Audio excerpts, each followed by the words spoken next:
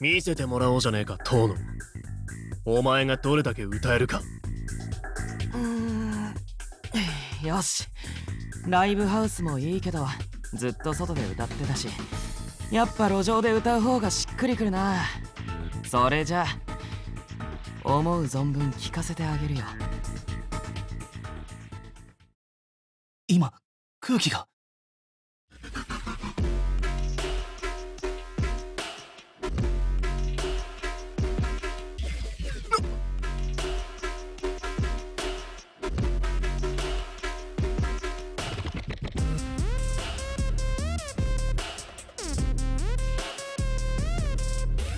なんだこの歌声は。技術的にも凄まじいが、それだけじゃない。どうしてここまで突き刺さる。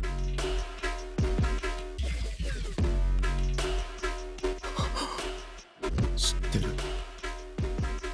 いや、感じたことがある。この感覚は。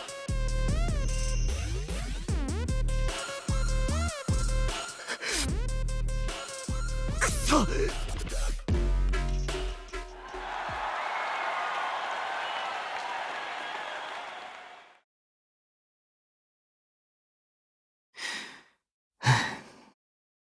それで勝敗は？俺に聞くのかよ。ちょっと意地悪だったね。でも君たちの歌も悪くなかったよ。にしてもまさか本当に乗ってくるとは思わなかったな。仲間のためもあるだろうけど、それだけラッドウィーケンドに思い入れがあるのかな。そんなのあるに決まってんだろ。俺はあれを見て自分がどう生きたいか分かった。半端な気持ちで何したいのか分からないままぼんやり生きてることが死ぬほどダセーって気づいた。俺に命まで燃やして生きろって思わせてくれたのがラッドウィーケンドだ。俺はあの夜を越えることに人生かけるって決めてんだよ。人生をかけるか。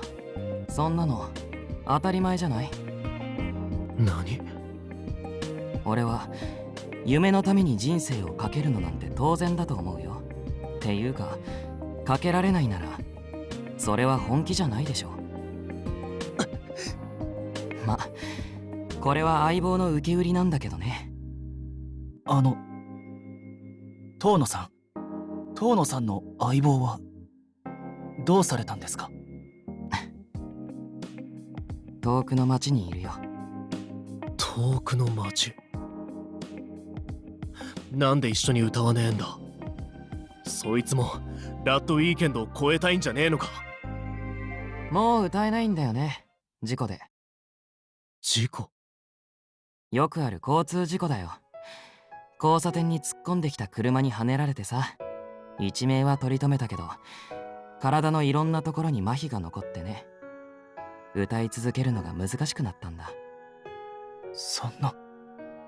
ラッドウィーケンドを超えるぞってあいつが言い出して、ノリで一緒に練習してイベントに出て歌って、だんだんこいつと一緒に夢を叶えられたら最高だろうななんて柄にもなく思うようになったんだけどね。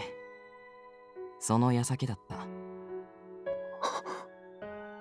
まあいろいろあったけどさ、俺は決めたんだ。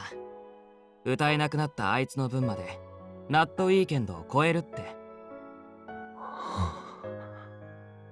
相棒が歌えなくなった。それでもこいつは一人でこれだけの歌を。どうしてそんなことまで俺たちに話してくれたんですか？なんでだろうね。あいつみたいにラッドウィーケンド超えを目指してるからかな。実力はまだまだだけど本気でやろうって思ってるみたいだしね。せっかくだから一つアドバイスしておこうかな。アドバイス？本気でラッドウィーケンドを超えたいならもっと力をつけた方がいいと思うよ。お前に言われなくても分かってんだよ、そんなこと。ああ、じゃあ言い方を変えようかな。さっき君の仲間についていろいろ感想を言わせてもらったけどさ、東雲くん、君が一番面白くないんだよね。は？確かに君たちは歌のレベルも高いし、パフォーマンスの勢いもある。いいチームだと思う。だけどラッドウィーケンドに出ていたミュージシャンは一人一人が天才的なプレイヤーだった。君も見ていたのなら知ってるだろう。それは。チームでのパフォーマンス力を高めるのはいいことだよ。だけど俺はそれ以上に個々人の実力が必要だと思ってる。それで言うと君はどうかな。君の仲間は荒削りではあるけれど光るものがある。このまま努力を重ねれば一流と呼ばれるようなプレイヤーになれるかもしれない。だけどその時彼らと同じステージに君が立っている姿を俺は想像できないんだよね。君もそのことはなんとなく分かってるんじゃない？俺は。待ってください。ラッドウィーケンドを超えるにはまだ実力不足だということは理解しています。しかしそれはアキトだけじゃない。俺も。どうや。いい。だがアキト。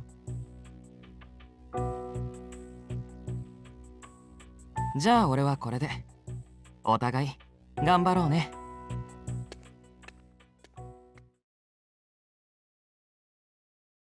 アキト。くそ。くそ。